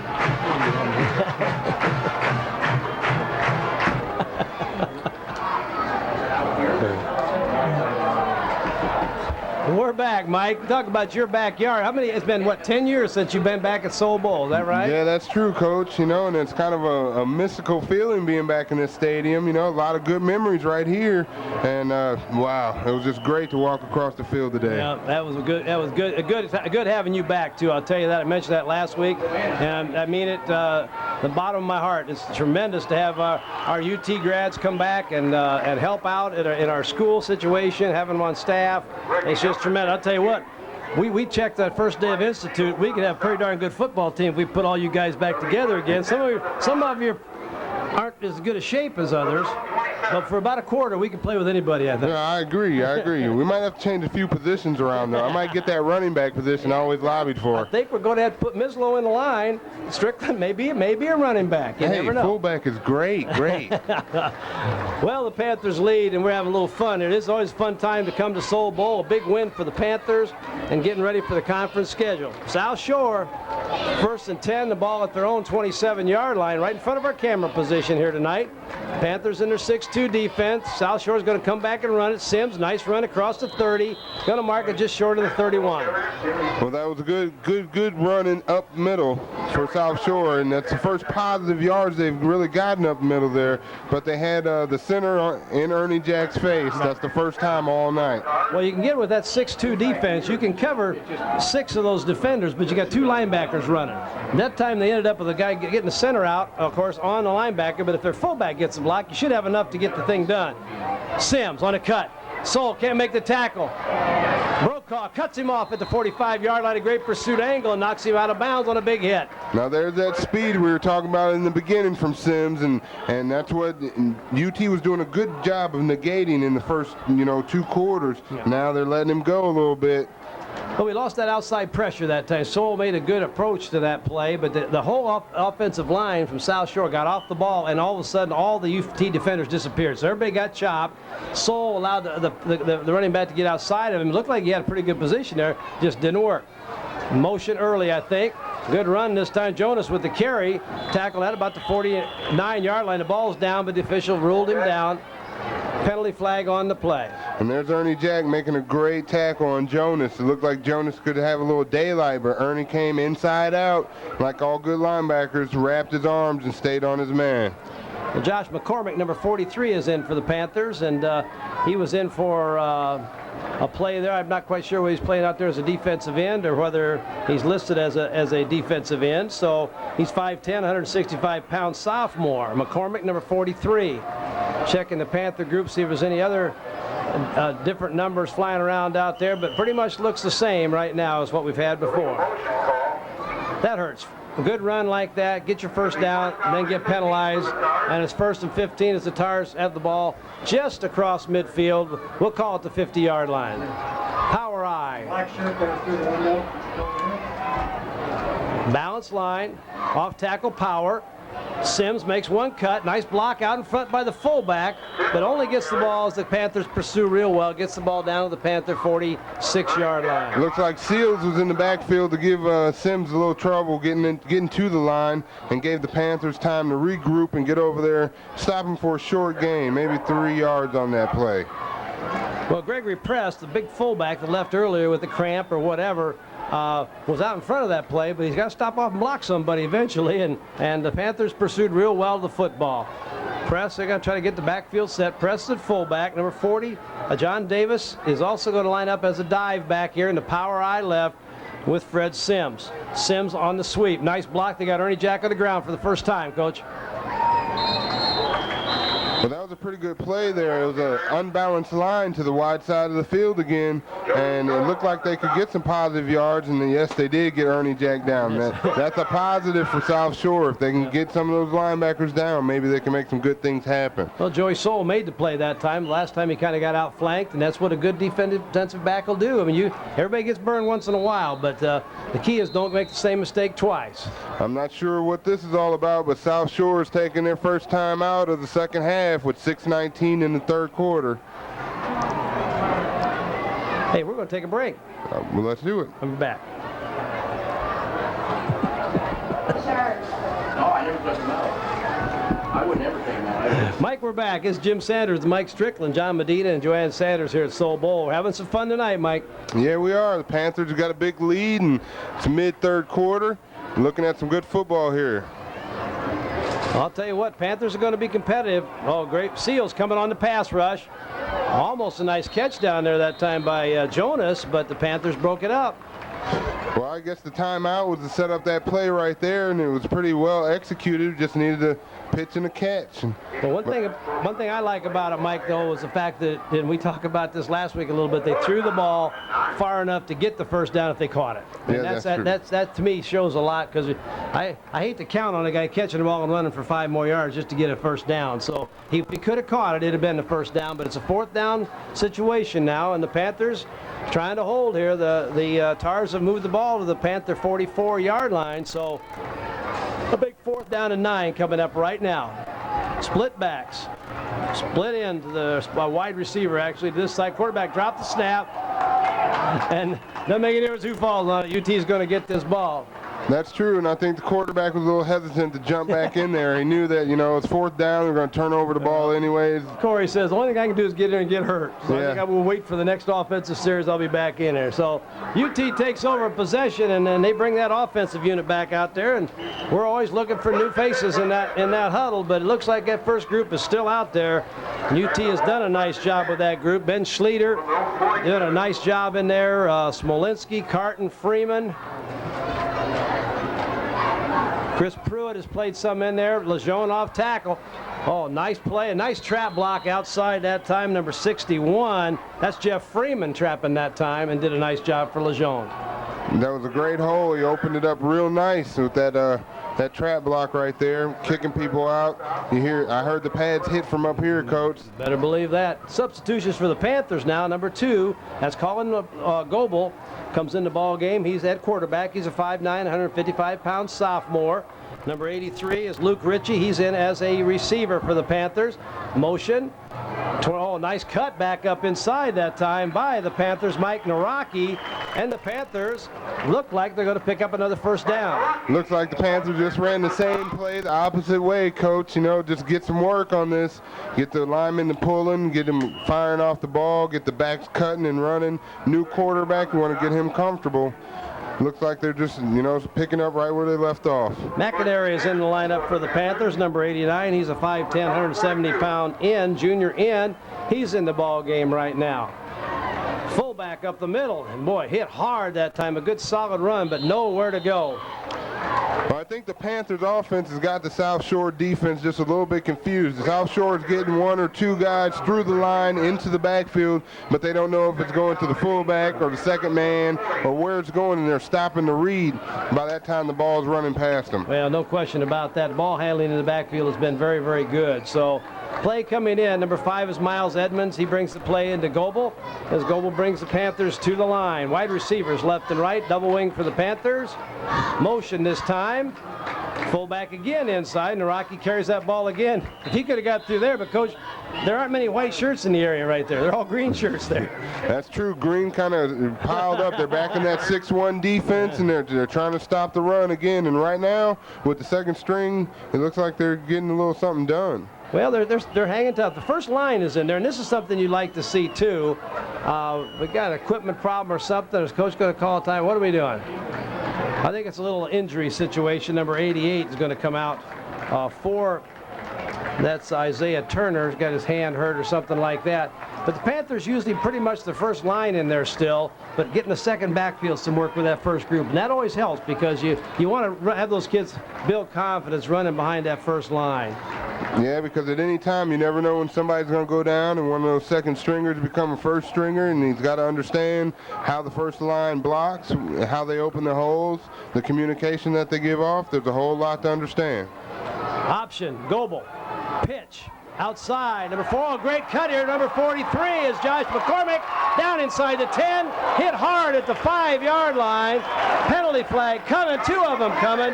Josh McCormick, the 5'10", 165-pound sophomore, ran that ball down inside the 5. That was a great option play ran by the Panthers, but South Shore pursued very well, except for, you know, number 44 getting in there late, Charles Evans. I understand he's a little frustrated that they got that long run on him, but that's where the discipline comes in again.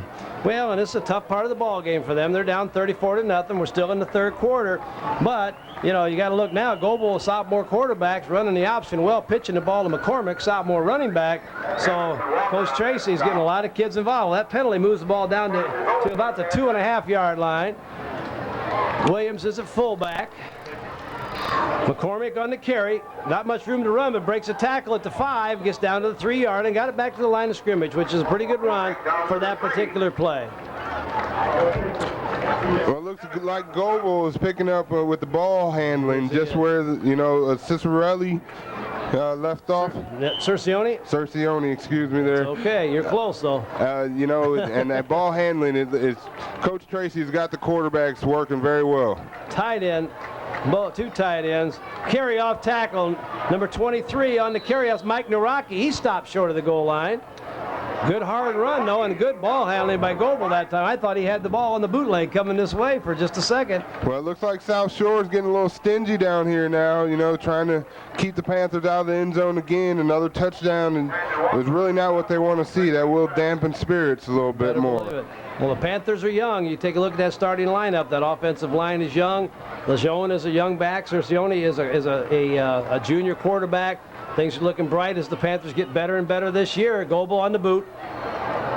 Oh, breaks a couple tackles and a beautiful run. Colin Goebel, the 5'9", 155-pound quarterback, breaks 2 tackles. The sophomore dances in from the 3-yard line, bringing the score to 40-0 as UT builds an insurmountable lead here with 2 minutes, 32 seconds to go here in the third quarter.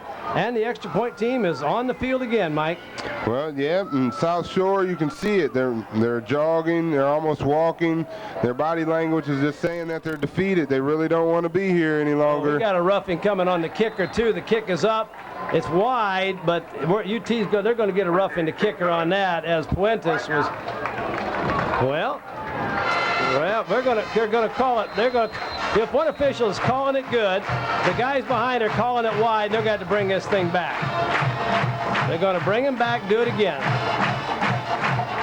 Well, I think the officials are a little confused right now, but back to Goebel. He came in 40 yards, he drove the offense, he scores the touchdown. Great confidence builder. Well, he ran a really nice option out here with a beautiful pitch to the other sophomore running back, Josh McCormick. McCormick makes a great run down to about the 5-yard line. The penalty puts it at the 3. And then in a third down situation, still at the 3-yard line, Goebel runs a good bootleg. Michael, he was stopped. He was just stopped cold. He makes a great cut up inside. Nobody home. Touchdown. That's beautiful. And it's a great confidence builder for both those young guys. A long run. And then for your quarterback to come in his first series, he scores a touchdown. That's exactly what you want to see. We're going to try the extra point again. The officials decided that extra point kick was wide, but the penalty for roughing the kicker, personal foul, roughing the kicker against South Shore will give the ball to UT at the 1.5-yard line, and they'll attempt the extra point again. Took a little while to figure that one out, Mike, but they're going to get it right. That's the key as a group of officials. When it's all said and done, you want to get it right. Well, Coach, you can see on the body language of the visiting team, they're walking on the field. They just really don't want to be here. I think they're thinking about the bus ride home already. Well, I tell you, it's hard. You know, in your tenure as a football player at the high school level, that kick by Puentes is good this time. They're going to wait, take a look, and they all agree this time that that kick is good. And so UT leads 41-0. We're going to take a break here. We'll be right back.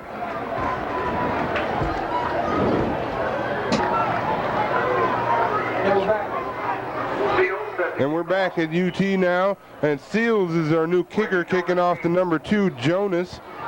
He squibs it, and number 40 kind of falls on it, Jason Davis. He turns it up, and there's a host of Panthers right there to meet him. Number 29 in that on tackle, DJ Williams, 5'9" junior, did a nice job there. And now we're at what they call the mercy rule, Mike, as we get into this third quarter. Anytime in the second half, a team is ahead by 40 or more points, they keep the clock a continual clock. And I think that's really good. It gives you kids a chance to play, but they just keep the clock running right straight through on first downs, out of bounds, things like that. No sense embarrassing somebody 60-70-0. Well, you know, last week Geneseo got away with a 78-0. They were at 40-something-0 at the quarter. Yeah. I mean, that's unbelievable. It's hard not to score touchdowns when the other team can't punt and they can't pass and they can't make a snap from center. It makes it real difficult. Well, UT is going to have some subs in, Mike. Let's figure out some names of these new kids that are in the ball game. We're going to see a lot of passes in here now. Look out! Intercepted back there by Brokaw. And the Panthers set up the return as he slips and falls low at about the 43 line.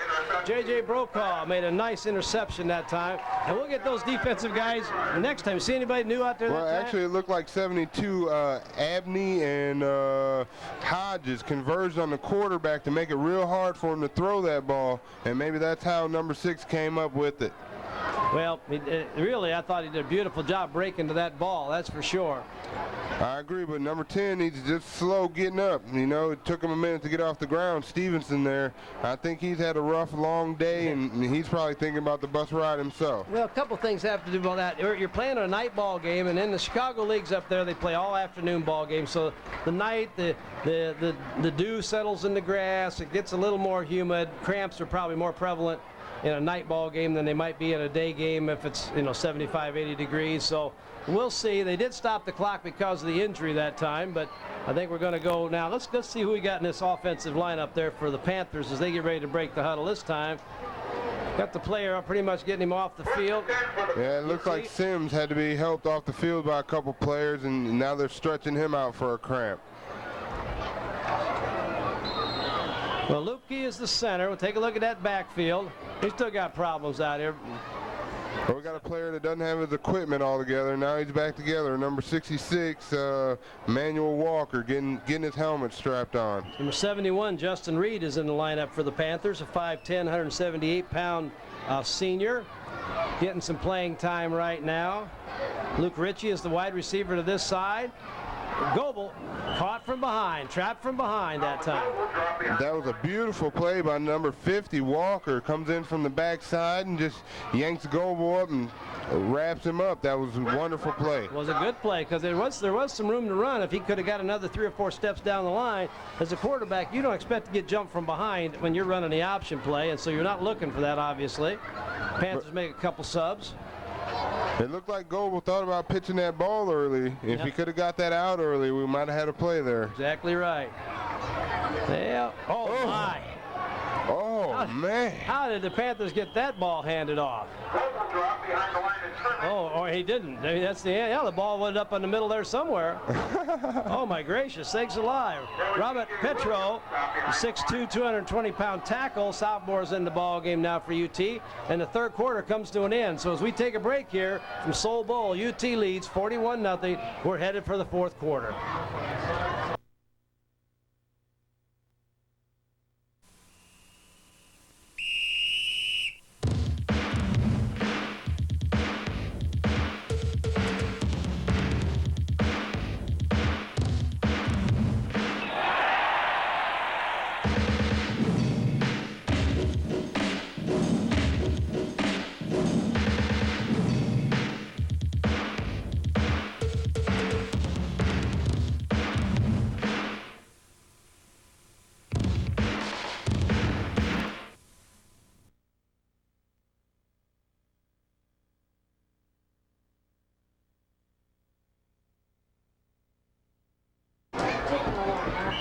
Hey, we're back, Mike. It's Jim Sanders with Mike Strickland, John Medina, Joanne Sanders helping with stats here as the Panthers have totally dominated this ball game and lead 41-0 as the clock has started. Goebel trying to get loose again. Escapes a couple guys, but it's not going to happen. Right now, the defense is winning.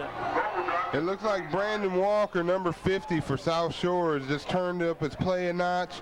We did put in a new lineman there, and he's been getting beat, but now it looks like some of the first strings coming back, Coach. Yeah, we're going to punt the ball away here, Panthers. Is this the first punt for UT? I can't remember him being out here before, but UT is going to punt.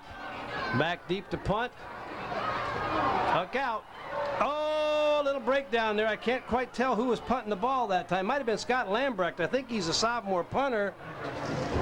And couldn't get that ball off. Juggled that a little bit and couldn't kick that ball. And Steffens made a good play, but there was a host of South Shore defenders there to take down the punter as he bobbled the snap. Got to get that little dew on the grass, like you said, Coach. Maybe. Panthers got some subs in there right now. Number 63 is Jim Van Rickey. He's in the ball game as one of the down tackles. 78 is in the ball game. That's Tom Crimmins. Tom Crimmins, 6'3", 280-pound tackle. UT trying to get everybody here in the ball game and give them a chance to play a little bit, which is wonderful.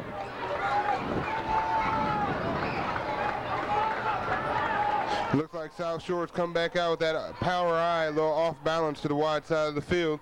He hands off to number 2, Jonas, and he's around the corner. He looks like, oh, wow, that was a beautiful run. He's down to about the 2-yard line. Well, this is kind of a good news, bad news situation, Mike, because it's good for South Shore to actually score points in the ball game. The bad news is we're going to be inside of 40, and the clock's going to start stopping again on some of these plays. So it'd be nice for UT to make a stand here, but Coach Tracy's doing a nice job getting everybody in the ball game, and we're trying to get all the names. If your son or grandson has been in there and we haven't got his name mentioned yet, we do apologize. Josh Powell, 6', 200-pound end, is in the ball game for UT right now also. Quarterback keeper up the middle, stopped near the goal line. Looks like at about the 1-yard line, Mike. Yeah, and number 35, Scott Stevens, really filled the hole good from his, I think, a safety position. He's coming in from the outside somewhere. Aaron Jones, number 77, comes in the ball game for UT. And Joe Caber, number 66, comes out of the ball game. Nice to get these guys in the game. They may not have played last week in an overtime game against Richwood. Motion a little early there by South Shore. Well, that's true, Coach, but they look a little disorganized. They're a little anxious. Yeah. It looks like they're one of their first times in the game, and they need to settle down a little bit and play a little fundamentals. They've been South taught Shore's everything. 2 losses came to Washington, which is down by Peoria, and Washington's program's been very good, and Chicago Westinghouse, which has had a pretty good tradition in football also. They've given up 32 points in each of those ball games. So tonight they're getting zapped with 41 right now, and we're here mid fourth quarter action. So power I, off tackle, Jonas with the carry, nice cut into the end zone, almost standing up, and South Shore scores on a nice run from about the 2-yard line. And South Shore is on the board, and their score now is 41-6 as South Shore finally gets on the board. South Shore went back to that power sweep that they used just a minute ago to get that long yardage. Get in the end zone now. It looks like they're going to go for 2, try to put 8 on the board. This is a confidence builder for them. It is. Well, they go into their league play, I'm sure, next week also. And I tell you, they got some good athletes. I think they'll be competitive. They were a 2-7 ball club a year ago. I think they probably be better than that this year. Jonas, nice carry straight ahead, driving the Panthers off the ball big time right now. And of course, the green shirts are all the same guys who've been here the whole time, and the white shirts are all nice and clean. So it's first group against second group right now, but I'm sure Coach Tracy would have preferred that group play just a little bit better, Mike. Yeah, I'm sure he would, but you know, he's got to get them in and get some of the butterflies out. I think they've been sitting around a little too long, and now a couple hits got them, you know, gets their helmets put back on. Well, let's take a break. We'll be back in just a minute. Oh, yeah. There'll be several difficult questions. By Monday. All we're asking. And we're back here at UT, ready for South Shore to kick off after their first score today. Williams on the return at the 20, 25, makes a cut, tries to get back up to the inside, out to the 35-yard line, followed his blockers very well. That was a good hard run by Williams there. You know, he's getting an opportunity to show his skills, and he's doing a pretty good job right now.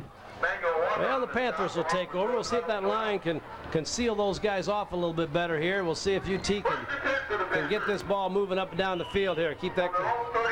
The clock is still moving, so maybe we haven't told anybody we're going to stop it again, but that's okay because we really, in a game like this, you want to get everybody in and out of here and nobody get hurt.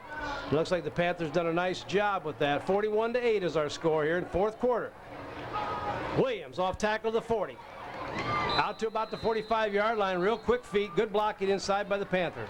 It looks like we got all the subs in, and number 50 still penetrating really good, so until they can handle him, they're probably going to keep giving it to the first man through. Well, you'll notice as you watch the first 3 quarters of this ball game where very seldom have we had anybody when Cercione was playing quarterback, almost never did anybody touch him unless he was running the ball down the field. And here, Gobel's been in there for a couple series, and when he was in with the first line, they took it right on down the field. Now we've gone to the second group, and they're going to have to start coming off the ball and sealing those guys better, because even on that play, which was a nice gain, Gobel was tackled in the middle of his backfield again. Yeah, once again, it's still, the pressure's still coming from the right side of the Panthers line, and right now we got all the subs in, and those linemen are getting some valuable work, because going into the Big Six conference schedule, you know, one of those linemen might go down, and they have to be ready. Well, Mike, we're starting to get excited already, even though we have 7 minutes to go in this ball game for next week's openers in the Western Big Six, and we're going to be right back here at Soul Bowl next week. Gobel just got crushed again, penalty flag down. Next week here at Soul Bowl, the Rock Island Rocks are going to come to town, and that should be just a fantastic opener. That may be, I mean, you never know. A game like that could be the conference championship ball game. There were years when you were playing, we opened with Moline. You never know, that could have been a conference championship ball game. Well, you know, it was always a tough ball game. The first one going into the Western Big Six is always a huge ball game. You bet. You bet. Illegal motion call against the Panthers. Declined.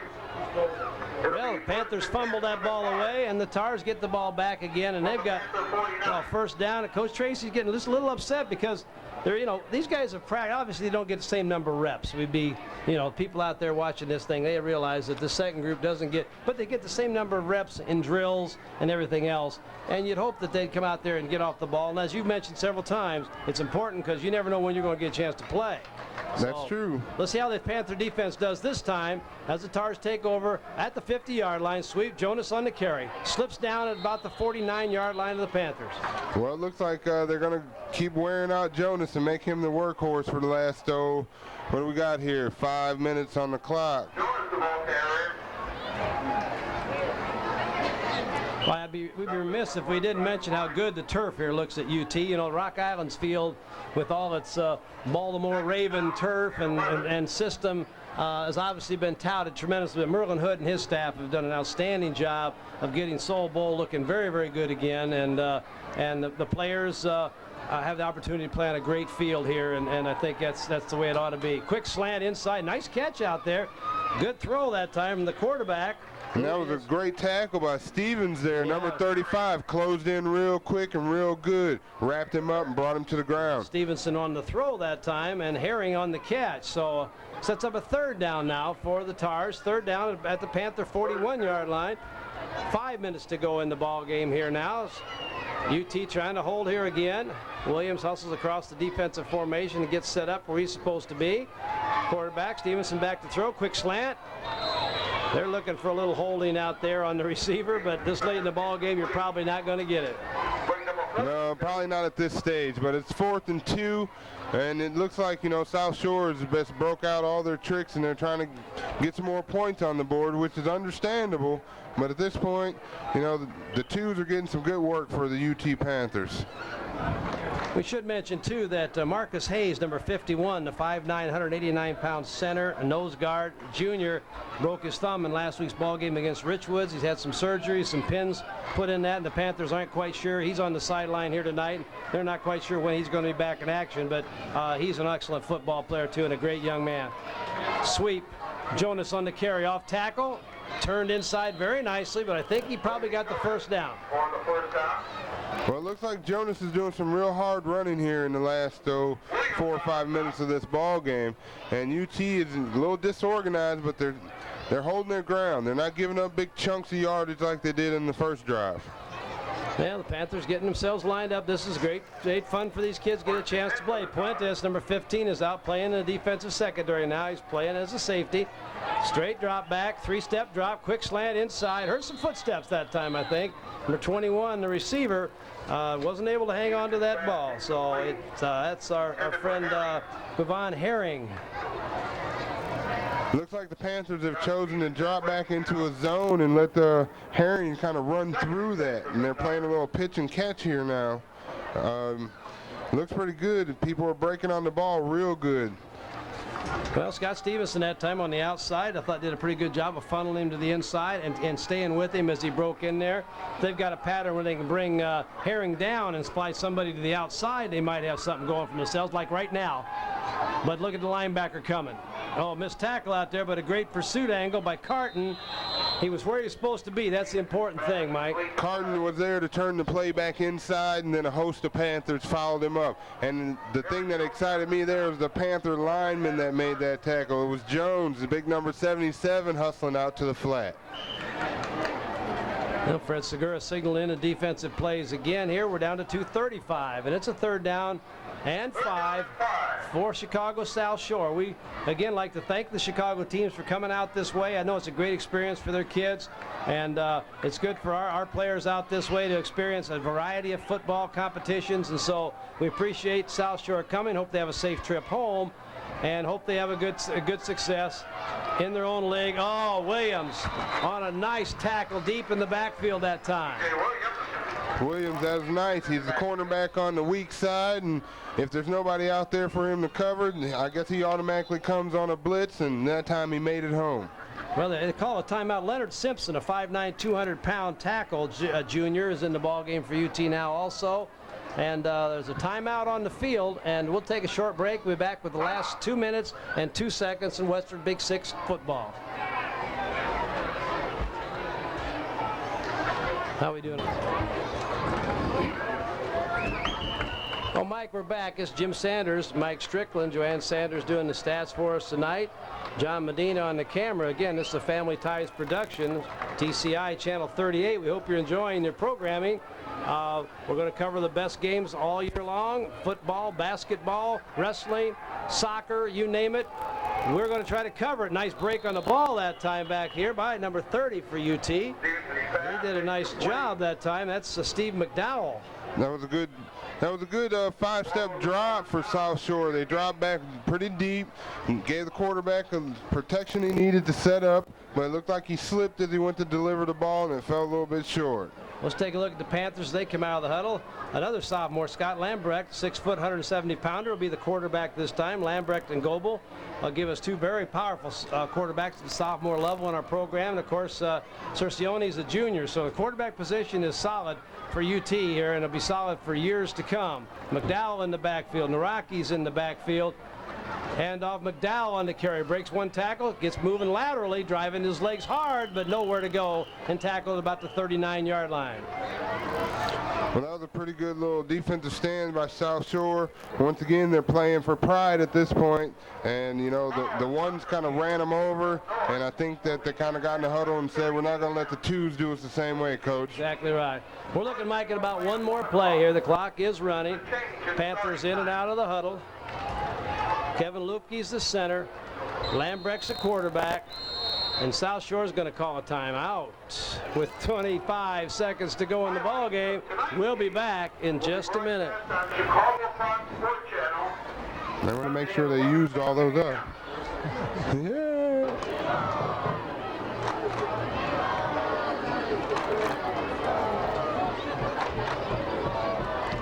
We're back here at Soul Bowl. This is Jim Sanders and Mike Strickland.